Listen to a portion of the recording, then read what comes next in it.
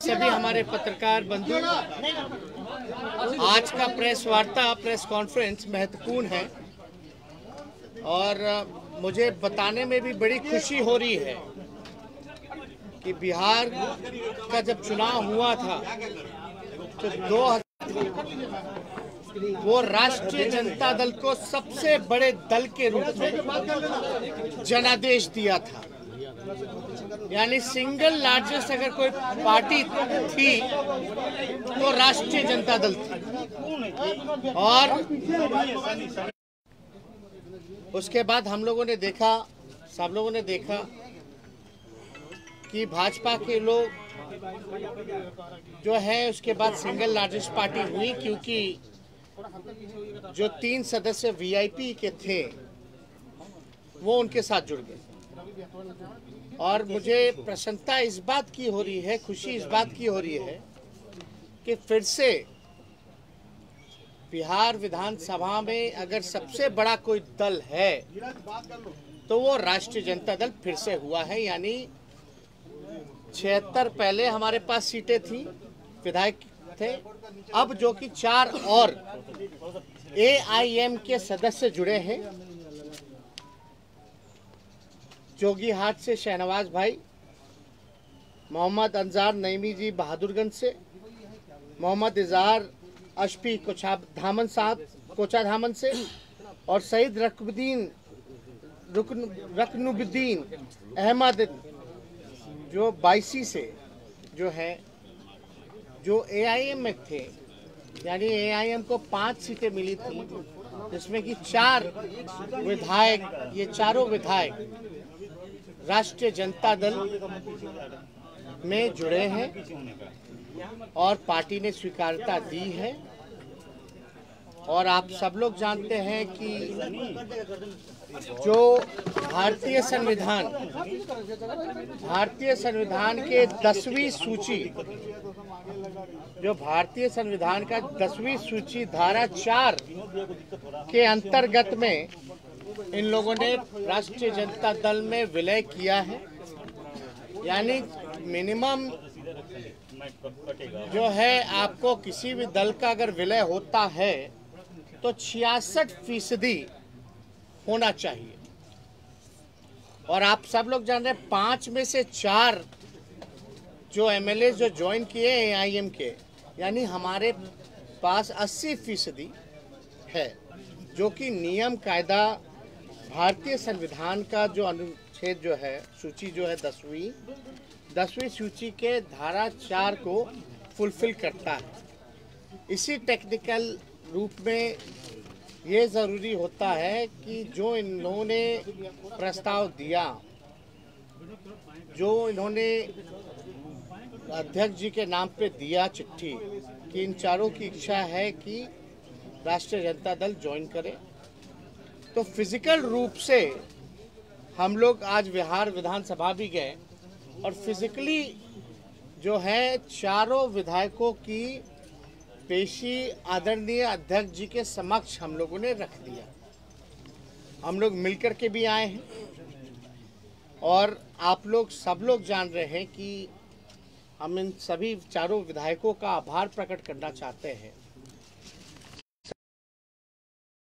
शहनवाज भाई हुए, नईमी साहब हुए, मोहम्मद इजहार अशफी साहब हुए, रकनुद्दीन अहमद साहब हुए, चारों विधायकों का हम धन्यवाद और आभार प्रकट करना चाहते हैं कि इन चारों के आने के बाद जो अभी राष्ट्रीय जनता दल के हैं, जिन्होंने अभी ज्वाइन किया है, चारों आरजेडी के नए विधायक का ताल्लुक राष्ट्रीय जनता दल से पुराना रहा है।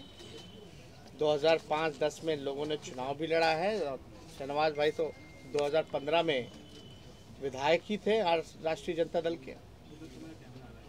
तो इनकी वापसी जो है, घर वापसी हुई है, जिससे हमारा दल महागठबंधन मजबूत हुआ है। और देश के हालात को देखते हुए इन लोगों ने जो फैसला लिया है, ये बाकायदा निडर फैसला है और हम लोग सब लोग चारों जो नए राष्ट्रीय जनता दल के विधायक हैं उनको राष्ट्रीय अध्यक्ष जी से भी हम लोगों ने मिलवाया है। उनका भी आशीर्वाद सभी लोगों से प्राप्त हुआ, सभी लोगों पर। तो बड़ी खुशी की बात है कि फिर से पुनः इन लोग देश के हालात को देखते हुए इतना निडर फैसला लेते हुए पुराने घर में वापसी इन्होंने की है, इसलिए हम लोग दिल से इसका स्वागत करते हैं। तो नहीं, हम चाहेंगे कि चारों जो विधायक हैं वो भी अपनी बात जो है आप लोगों के सामने रखें। उसके बाद जो सवाल का जवाब होगा हम सवाल का जवाब देंगे। अपना सर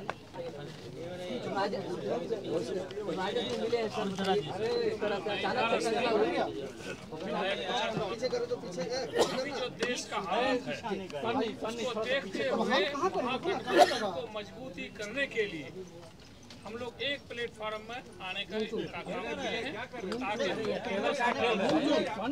देश का जो हाल है वो देख रहे हैं। उसी की वजह से प्लानिंग पहले से चल रही है। ये अभी सवाल बाद में, पहले अपना बात रखें। मैं मोहम्मद पावन बहादुरगंज से विधायक।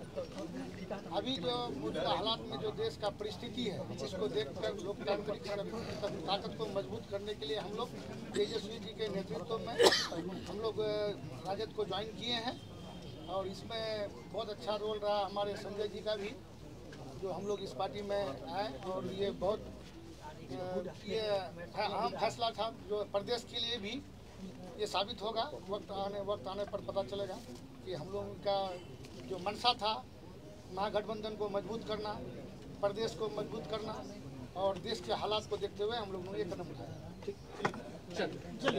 तेजस्वी शाहनवाज जी हैं, आप लोग जान ही रहे हैं, हम लोगों के पार्टी के कद्दावर नेता रहे और सीमांचल के जो गांधी कहलाते थे स्वर्गीय तस्लीमुद्दीन साहब, उनके ये शहजादे हैं, छोटे पुत्र हैं। तो हम चाहेंगे कि अपनी बात रखें। देखिए, चारों लोगों को MIM ने मौका दिया, हम इसके लिए उनका शुक्रगुजार करते हैं। दूसरी बात, आप देखे होंगे जो मौजूदा चुनाव अभी कुछ वर्ष पहले हुआ, आप बंगाल का चुनाव देख लीजिए, आप उत्तर प्रदेश का चुनाव देख लीजिए, उत्तर प्रदेश का चुनाव देख लीजिए, तमाम सेकुलर ताकतें, हमारी पार्टी भी लड़ी थी जिस पार्टी में मैं पूर्व में था, सब लोग अल्पसंख्यक हो या सेकुलर लोग हो, तमाम लोगों ने सेकुलर फोर्सेस को मजबूत करने की कोशिश की। उसी क्रम में उसी दोनों प्रदेश का रिजल्ट को देखते हुए हम लोग जिस क्षेत्र से आते हैं, जोकीहाट से आते हैं, सीमांचल से आते हैं, वहाँ के अल्पसंख्यक, वहाँ के सेकुलर लोग चाहते थे कि हम तमाम लोग फिर से बिहार में जो सबसे मजबूत सेकुलर पार्टी है हम उसका हाथ को मजबूत करें, उनकी लड़ाई को आगे बढ़ाएं और सीमांचल की जो बदहाली है उसको सब लोग मिल करके दूर करें।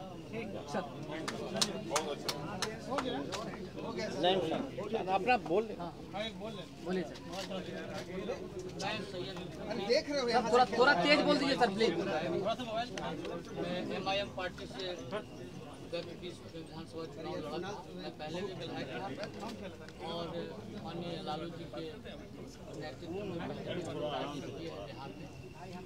और अभी मौजूदा हालात में जो मुल्क के हालात हैं और सारे सेकुलर एक प्लेटफॉर्म में आके सांप्रदायिक शक्ति और खिलाफ चुनाव लड़ना है, इसलिए हम लोग बिहार में अपने युवा नेता माननीय तेजस्वी प्रसाद यादव जी के नेतृत्व में इस पार्टी की सदस्यता ग्रहण की है और सीमांचल में संगठन को मजबूत करके हम लोग एक नया बिहार बनाने का प्रयास कर रहे हैं। ठीक है, और कोई सवाल पहले से चल रही थी, तमाम विधायकों को अपने पार्टी में मिलाने के लिए उदयपुर में जो घटना हुई, अभी इस मामले पे आप लोगों ने पहले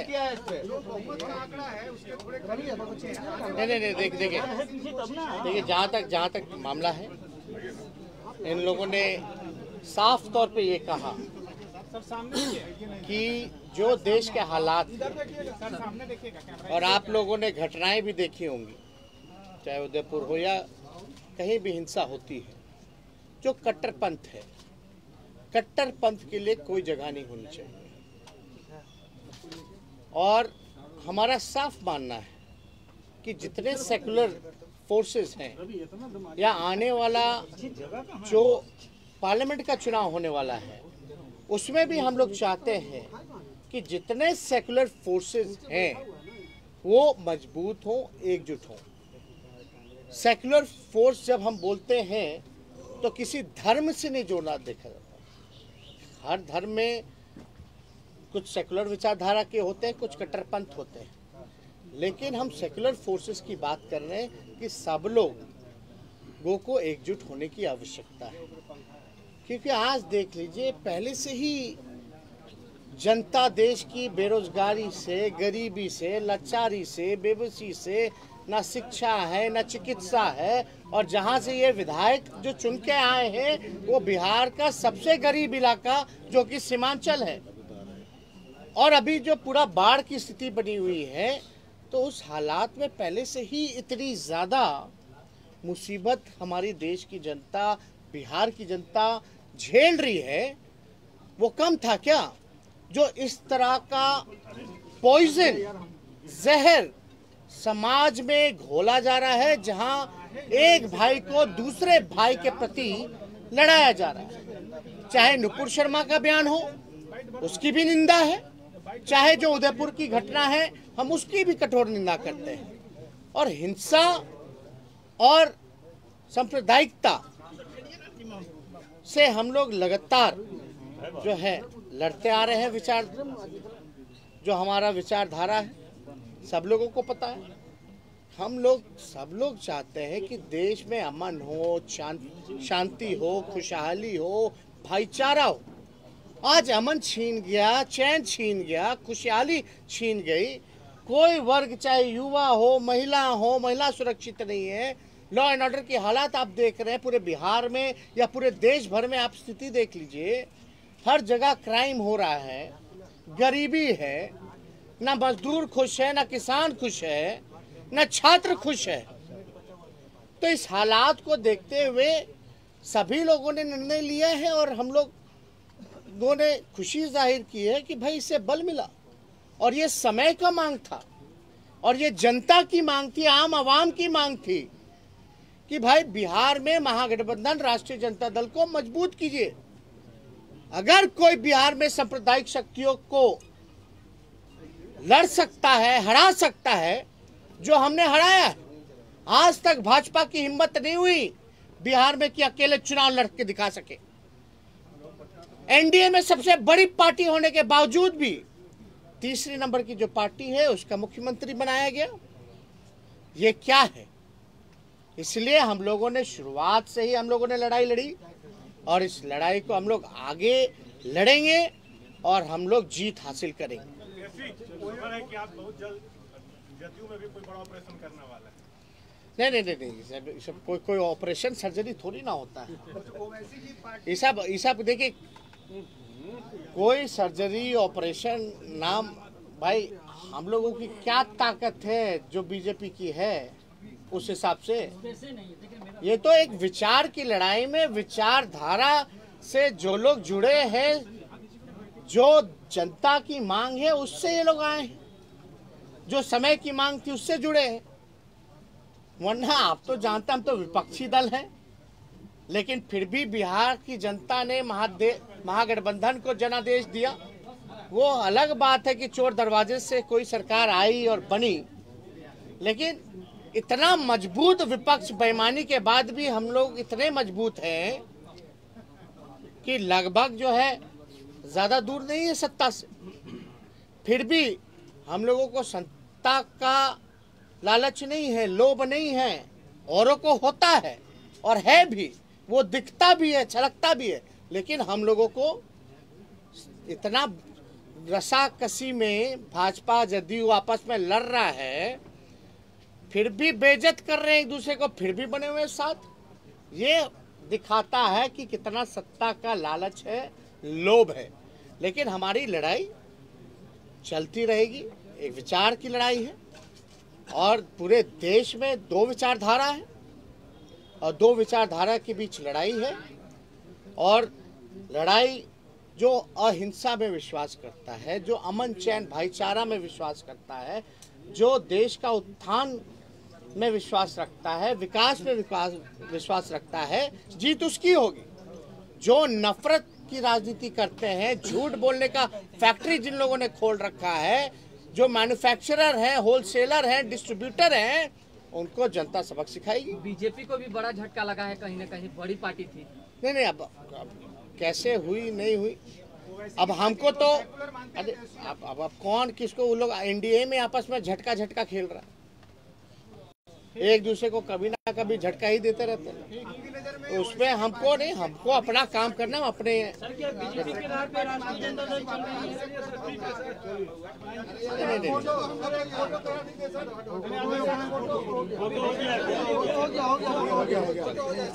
चले हो ही गया, अब 5:30 हो गया।